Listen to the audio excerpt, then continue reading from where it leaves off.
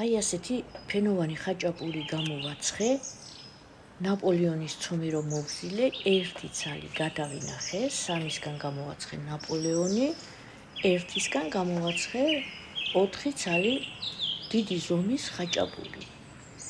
ყველი რა თქმა უნდა საუკეთესო უნდა ავიღოთ და გავხეხოთ, სულგუნი, მე მაგ სანებო და ცოტა პარმეზანი დავამატე. გავყავი 3 ნაწილად, 3 დიდი ხაჭაპური გამოვაცხე, ანუ 4 საშუალო ხაჭაპური გამოდის.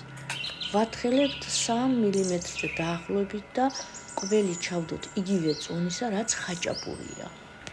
გამოვაწყოთ მაღალ ტემპერატურაზე, ზემოდან გადავუსვი გათქვეფილი კვერცხის ცილა და არაჟანი და უნდა გამოვაცხოთ შეწითლებამდე მაღალ ტემპერატურაზე. გამოდის აი ასეთი საოცრად გემრიელი, საოცრად ხრაშუნა ფენოვანი ხაჭაპურები.